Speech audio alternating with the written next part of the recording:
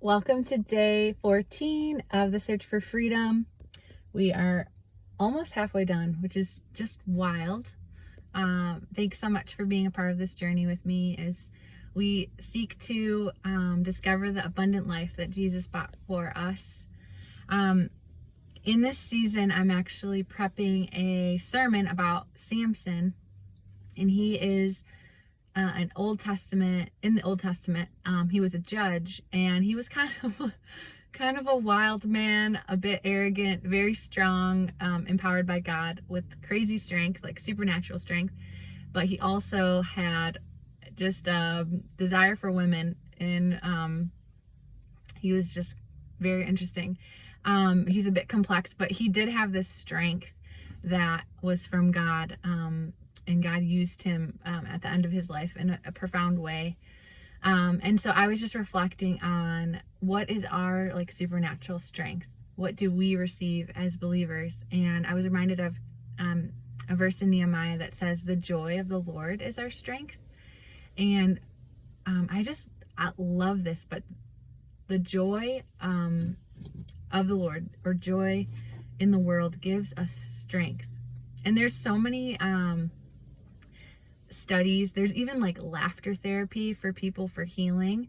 There's studies of people who watched funny movies that were healed from cancer, and just the power of laughter and joy to heal our bodies and our souls.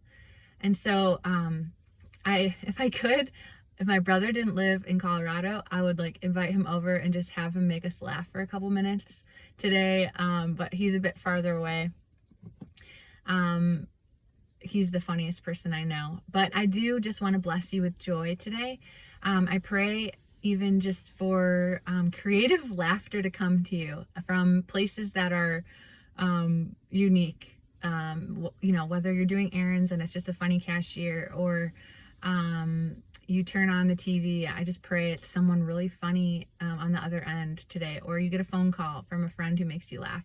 I just pray for those moments. And even if you have to seek it out on your own, some days I'll just watch James Corden just to get a couple laughs, because it does shift something inside of us. And I also pray that you would know the joy of Jesus, because he's hilarious, and he's funny. A lot of times when I have just pictures of him in my mind, he's winking at me, or we're playing tag, or he's just doing something silly. And so I just pray that you would encounter him in those ways too. I was just reminded of one of my favorite stories is in John 2, where Jesus turns water into wine at a wedding.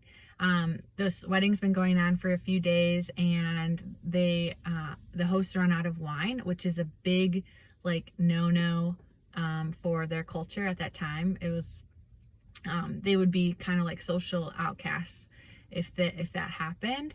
And so Jesus's mom asked Jesus to do something, and he turned these 6 jars into wine, and it ended up being, I think, around 893 bottles of wine in today's standards.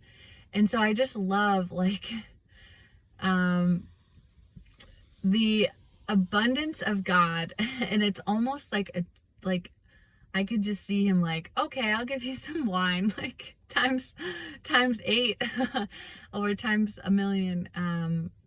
But I just love that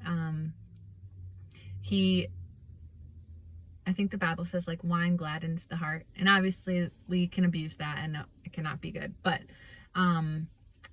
he really loves to bring gladness to our hearts. And so my prayer for you today is just that you would experience the freedom of Jesus through the joy of who he is, and the joy of people and circumstances, and even funny looking animals that he places in your path today. So I bless you with joy today.